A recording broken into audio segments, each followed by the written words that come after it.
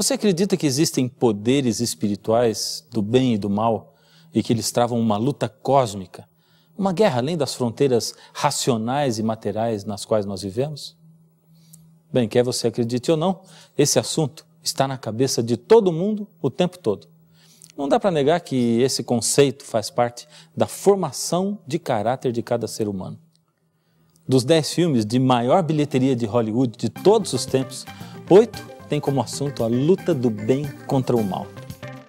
Titanic, 600 milhões de dólares. Guerra nas Estrelas, 461 milhões de dólares. Shrek 2, 436 milhões de dólares. ET, o extraterrestre, 435 milhões de dólares. Guerra nas Estrelas, episódio 1, a ameaça fantasma, 431 milhões de dólares. Piratas do Caribe, o baú da morte, 418 milhões de dólares. Homem-Aranha, 403 milhões de dólares. Guerra nas Estrelas, episódio 3, a vingança do Sith, 380 milhões de dólares. O Senhor dos Anéis, o retorno do rei, 377 milhões de dólares. Homem-Aranha 2, 373 milhões de dólares. Por que uma crença estaria assim tão enraizada em culturas, religiões tão diferentes, se isso não fosse verdade? Veja essa declaração da escritora Simone Weil. No fundo do coração de todo ser humano, desde a mais tenra infância até a sepultura, existe algo que, a despeito de todas as experiências de crimes cometidos, sofridos e testemunhados, conta de modo indomável que o bem e não o mal vingará. É isso, acima de tudo, que é sagrado em cada ser humano.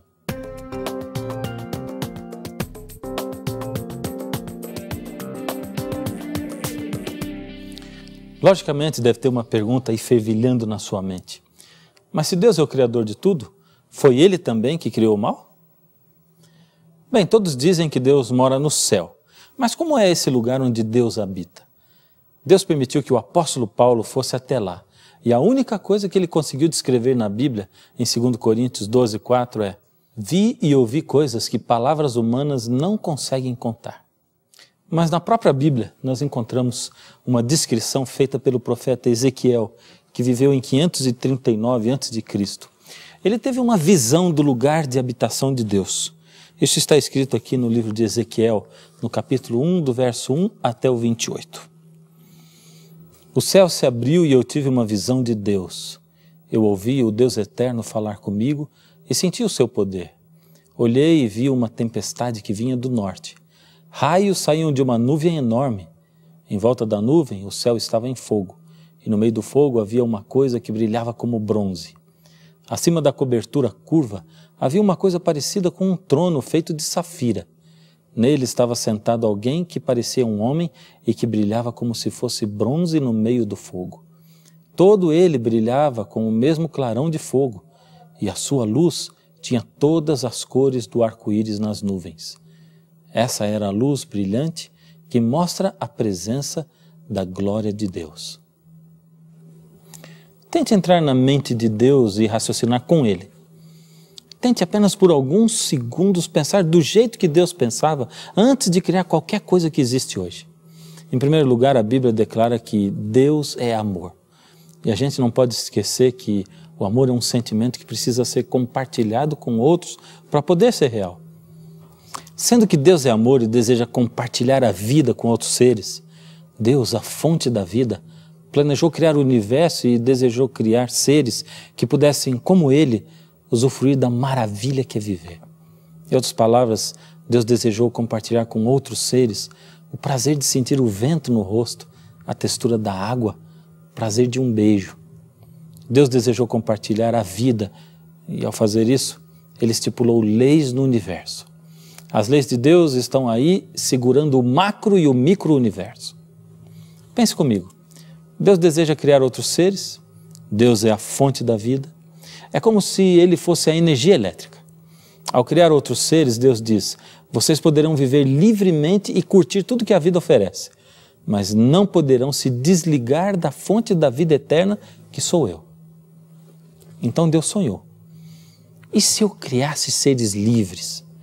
Tão livres que eles poderiam até não me escolher se assim o quisessem? Será que da liberdade poderia surgir amor? Então, por um momento, Deus pensou assim: mas e se eles se rebelassem? E se chegassem a pensar que podem ter vida sem estar ligados na fonte da vida?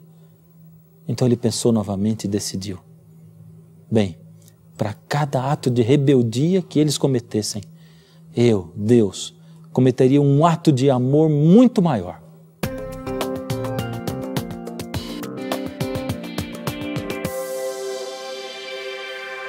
Nós não fomos os primeiros seres criados por Deus. Deus criou primeiro os anjos para viverem junto dele. Eles são citados na Bíblia 292 vezes e só no Apocalipse 70 vezes. Veja esse texto de Apocalipse, capítulo 5, verso 11. Olhei outra vez e vi muitos anjos, milhões e milhões deles. Estavam em pé em volta do trono, dos 4 seres vivos e dos líderes, e cantavam com voz forte. Você já deve ter percebido que hoje se fala muito em anjos. Escrevem-se livros a respeito deles, existe muita especulação e muitas pessoas facilmente escrevem qualquer coisa nos livros. Esses livros se tornam best-sellers e muitos acabam crendo em teorias meramente humanas. Mas através da Bíblia, Deus nos revela a verdade a respeito dos anjos. A Bíblia diz que Deus criou milhares deles para viverem ao seu lado, gozando da sua companhia. Todo o universo existia em perfeita harmonia e amor, em perfeita união e liberdade. Liberdade é a palavra-chave para a criação de Deus. Só um Deus de amor, como é Deus, poderia criar seres totalmente livres. Deus não queria seres que fossem robôs, ou que não tivessem outra saída ou escolha, a não ser serem fiéis a Ele. Hoje, a humanidade está salvaguardada por um instrumento que nós chamamos de direitos humanos e que protege as pessoas para que elas tenham o seu direito de decidir e exercer a sua vontade na escolha daquilo que apraz a elas. Mesmo que a gente não perceba, os direitos humanos têm a sua raiz em leis que Deus estabeleceu para o universo e que nós poderíamos chamar de direitos universais ou direitos cósmicos, que seriam os direitos ou as prerrogativas dos anjos e de todos os seres inteligentes criados por Deus, que povoam não somente a Terra, mas muitos outros planetas do universo.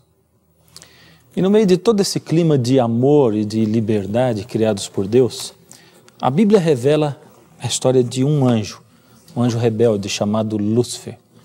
Está em Ezequiel, no capítulo 28. Do verso 12 até o verso 15. Você era um exemplo de perfeição, como era sábio e simpático. Você vivia no Éden, o jardim de Deus, usava pedras preciosas de todo tipo. Você tinha joias de ouro que foram feitas para você no dia em que foi criado. Dentre os milhões de anjos que Deus criou, havia um que era especial. Ele era muito sábio, dedicado, muito bondoso, um anjo de grande luz. Por causa de sua grande luz, seu nome era Lúcifer, que quer dizer portador de luz. Lúcifer era um querubim de Deus. Era ele que, dentre todos os anjos, estava mais próximo do seu Criador. Seu rosto transparecia felicidade, sua inteligência e majestade destacavam o seu porte nobre de todos os outros anjos. Só Deus o Pai, Jesus, que na Bíblia também é chamado de Arcanjo Miguel, e o Espírito Santo possuíam glória maior que a de Lúcifer.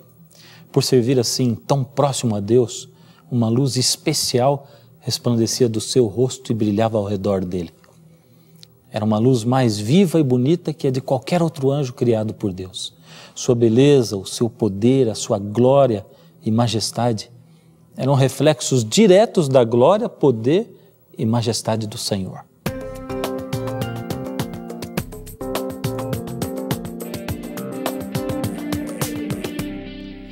Acompanhe comigo novamente aquele texto que nós acabamos de ler e vamos agora até o fim dele. Ezequiel 28, de 12 a 15.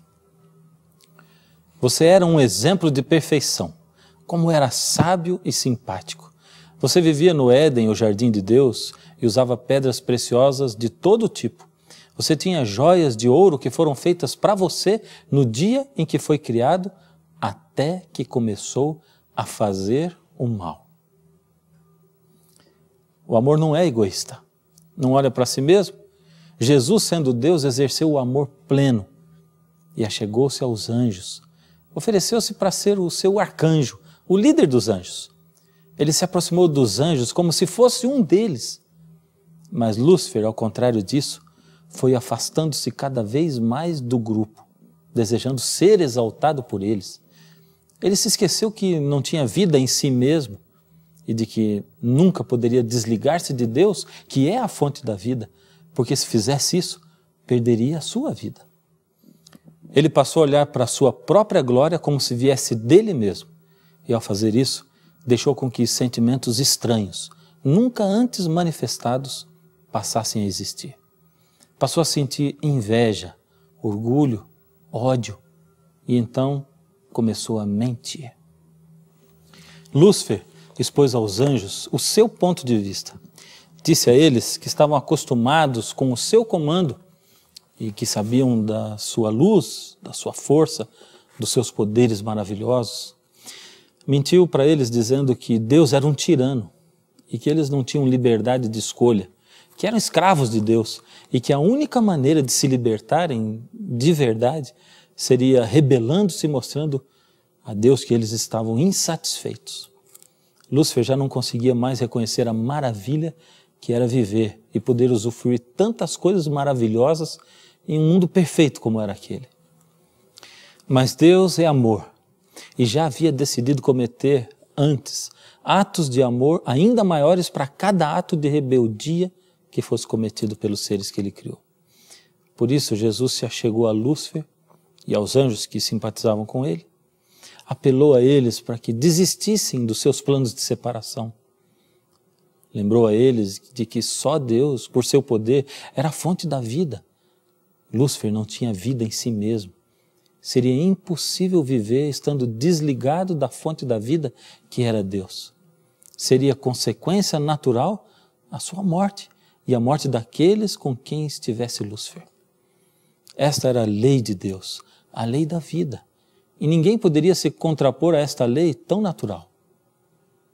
Muitos anjos, simpatizantes de Lúcifer, atenderam ao apelo de Jesus e voltaram atrás, arrependendo-se daquilo que haviam pensado e feito. Lúcifer então declarou aos anjos que Deus nunca mais daria outra chance a eles, pois aqueles que ficaram com ele até ali já tinham ido longe demais. Muitos apelos tinham sido feitos. Deus havia dado todos os passos, todas as chances. Ele havia mostrado todas as más consequências do que eles estavam fazendo. Agora, finalmente, depois de tudo, Deus precisaria agir com firmeza. Se ele não fizesse isso, outros anjos cairiam novamente e poderiam morrer.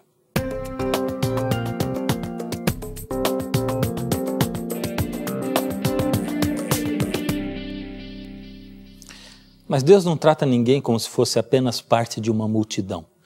Ele convocou toda a hoste de anjos a fim de que cada caso fosse resolvido individualmente. Foi então que Lúcifer se rebelou em público, acusando a Deus e a sua lei. Agora já não havia outra maneira. Para não perder outros anjos, Deus então deixou claro a Lúcifer que já não havia lugar para ele mais no céu. Nesse momento, Lúcifer apontou para os seus anjos simpatizantes, que somavam quase a metade dos anjos do céu, e disse: esses estão comigo. O Senhor vai expulsá-los também e deixar o céu vazio? Lúcifer declarou que estava preparado para resistir ao poder de Deus e usar poder contra poder. Os anjos bons choraram ao ouvir as palavras de Lúcifer e ver quão longe ele tinha ido. Lúcifer então gritou que os anjos não precisavam da lei de Deus, da vida que Deus oferecia, que deveriam estar livres para seguir a sua própria vontade. Dizia que a lei era uma restrição à liberdade de todos. Lá em Apocalipse 12:7 diz o seguinte: houve peleja no céu, Miguel e os seus anjos pelejaram contra o dragão. Também pelejaram o dragão e os seus anjos. Jesus, o arcanjo Miguel e seus anjos prevaleceram. E Lúcifer, que se tornou Satanás, e seus anjos foram expulsos do céu. Mas mesmo assim ainda fica uma pergunta no ar. Se não havia como viver independente de Deus, por que então Deus ofereceu essa tal liberdade aos seres criados. Estava para acontecer um casamento diferente entre jovens de nacionalidades diferentes. Edward Thompson, um inglês, e Annette de Valier, uma francesa. Era realmente um casamento à moda antiga, arranjado por motivos políticos, mas ao contrário da maioria das histórias, os dois haviam se conhecido um ano antes do casamento e estavam perdidamente apaixonados um pelo outro. 2 meses antes da cerimônia, a moça viajou de navio para a Inglaterra para fazer os preparativos. No meio da viagem, após horas de luta com uma tempestade, o navio naufragou. No dia seguinte, a jovem acordou na beira da praia sozinha. Estava numa ilha desabitada. Depois de 2 dias, para sua surpresa, encontrou caído na praia, quase morto, um dos jovens marinheiros do navio. Ela cuidou do rapaz para que ele sarasse e ele, com sua experiência, construiu cabanas, conseguiu alimentos e armas improvisados para sua proteção. Era um rapaz de bom caráter. E assim, uma grande amizade começou a se desenvolver. Todos os dias, eles ficavam prontinhos para ir embora, porque eles esperavam que um navio iria buscá-los. Mas ali naquela convivência do dia a dia, ele se apaixonou por ela e passou a amá-la de verdade. Ele não tinha nem coragem de contar a ela porque tinha medo de que, se ela descobrisse os sentimentos dele, brigaria com ele. Pois era um amor impossível. Ela era uma pessoa da nobreza. O tempo foi passando. Os dias, os meses, os anos. Então, movida pela solidão, pela desilusão e sem esperança de voltar para casa, após 2 anos na ilha, ela desistiu da esperança de casar-se com seu antigo noivo e aceitou que nunca mais iria voltar para casa. Depois dela declarar o seu amor por ele, um dia ele estava andando sobre as montanhas e de longe avistou um navio inglês. Pensou em avisá-la, mas de repente parou. De cima da montanha, ele olhou para a casinha improvisada que ele havia construído, viu o sorriso de alegria nos lábios dela. Por uns momentos ele sentiu que a felicidade dele não estava mais em voltar para casa, mas em ter a companhia dela para sempre. Ele a amava de todo o coração, de toda a sua alma, com todas as suas forças. E se ele não falasse nada? Afinal, ela nunca saberia. Mas de repente, a consciência dele começou a incomodar. Como desfrutar daquele amor, sabendo que ele a havia enganado e impedido que ela fizesse a coisa que ela mais desejava na vida, que era voltar para casa? Como ele podia ter certeza daquele amor, daquela felicidade, se ela não tinha outra escolha a não ser ficar com ele? Ela só estava com ele porque não havia outra saída. Deu um grito, chamaram o navio e foram resgatados. O noivo, lá na Inglaterra, ainda estava esperando por ela e, ao saber do seu retorno, reativou todos os preparativos para o casamento. Você sabe como é que a história termina?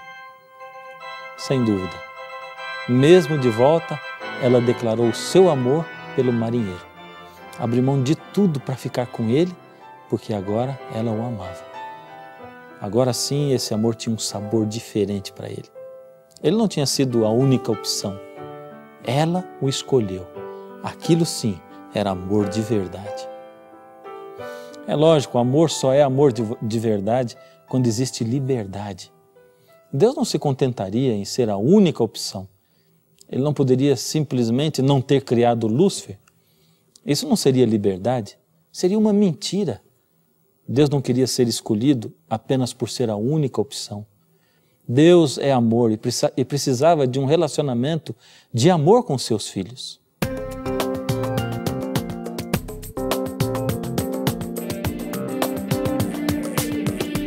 Se existe alguém interessado em que você pense que Satanás não existe, esse alguém é Satanás. Enquanto você pensar que ele não existe, ele vai poder agir livremente com você. Você não consegue enxergar o bem e o mal nas esquinas das ruas, no dia a dia, na violência que tira a nossa paz de dia e de noite, nos corações cada vez mais duros de seres humanos que abandonam seus filhos e os vendem e que são capazes de cometer abusos sexuais contra eles? Mais próximo ainda do que nós podemos imaginar A guerra entre o bem e o mal não está presente apenas nos filmes, desenhos e games. Essa guerra acontece a cada momento do dia, dentro da sua mente e do seu coração. Em cada decisão que tomamos diante de oportunidades que nos são apresentadas. Escolhemos constantemente entre o bem e o mal. E nessas batalhas diárias, é você quem estipula quem é o vencedor. Se Deus ou se Satanás. Deus ainda hoje precisa de um relacionamento de amor com você. E é por isso que você continua sentindo enquanto Deus fica convidando você. Não se esqueça de que Ele é o Deus da liberdade. E você corre o risco de não escolher Deus ainda hoje. Não deixe para depois. Faça essa escolha agora. É só você parar aí aonde você estiver, fechar os olhos, enquanto ouve a música e dizer: Jesus, eu estou nas suas mãos. Toma o meu ser.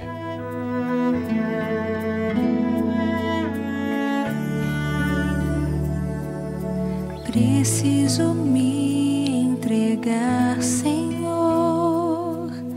Preciso a Ti me entregar.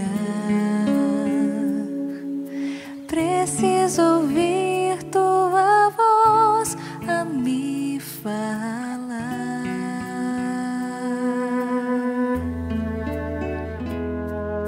Não tenho nada a Te oferecer, somente um coração impuro e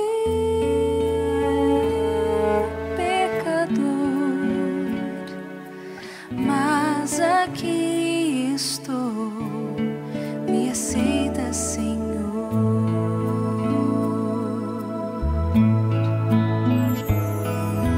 Toma os meus pensamentos, meus dons e meus bens.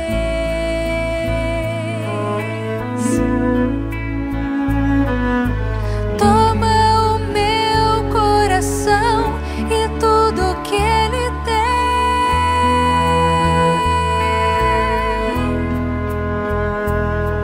Renova, Senhor, meu viver. Derrama em mim Teu amor. Quero para sempre servi-lo por onde for.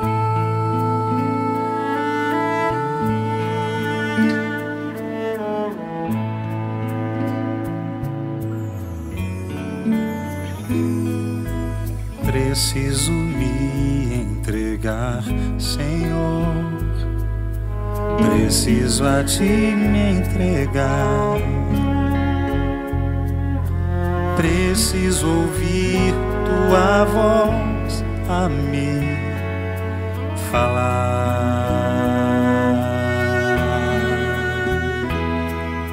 Não tenho nada a Te oferecer, somente um coração impuro e pecador. Mas aqui estou, me aceita, Senhor.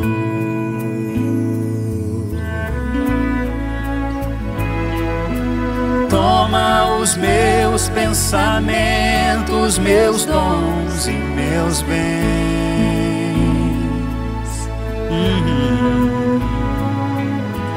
Toma o meu coração e tudo que ele tem.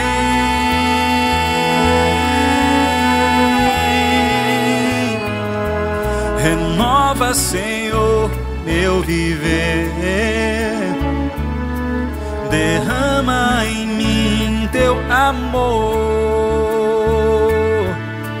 Quero para sempre servi-lo por onde for.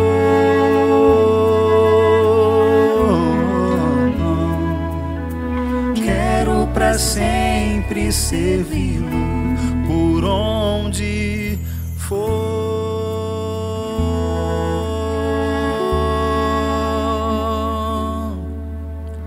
Quero para sempre servi-lo por onde O grande conflito que começou no céu foi transferido para a terra e agora está sendo travado dentro do seu coração. Mas como vencer o inimigo que é muito mais astuto do que você? A resposta é simples. Fazer imediatamente uma aliança com quem é muito mais forte do que o nosso inimigo. Você não quer nesse momento entregar o seu coração a Deus e pedir para Ele permanecer aí dentro? Então feche os olhos comigo e vamos orar juntos nesse momento. Senhor Deus, obrigado porque o Senhor é o nosso Pai e porque acima do que qualquer força do mal, o Senhor é tão poderoso e tão maravilhoso. Nós podemos nos esconder debaixo das suas asas, nós podemos nos esconder no seu abraço, podemos nos esconder no que diz a sua palavra e o inimigo não terá alcance sobre nós. Toma-nos nas suas mãos, Senhor, não deixe que nenhum mal nos atinja. Permanece conosco e ajuda-nos a tomarmos as decisões certas ao seu lado. Entrego nas suas mãos a vida das pessoas sinceras que estão aí do outro lado. Em nome de Jesus. Amém.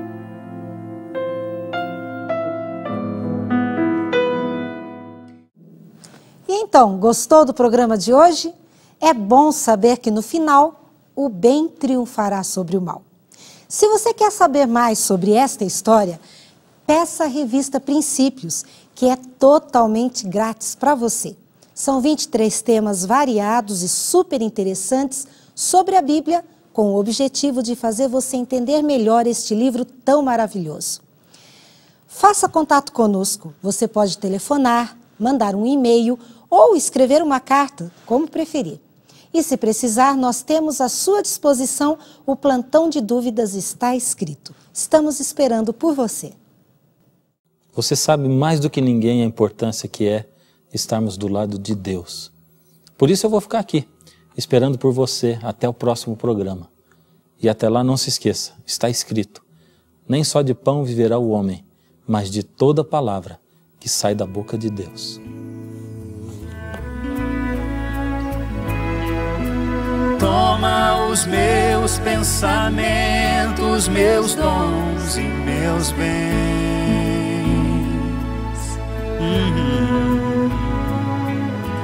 Toma o meu coração e tudo que ele tem.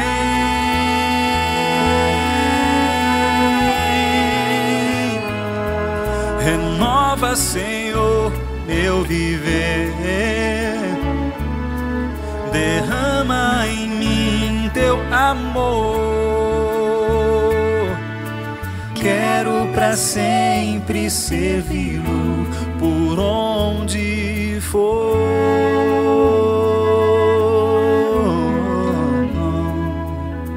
Quero pra sempre servi-lo.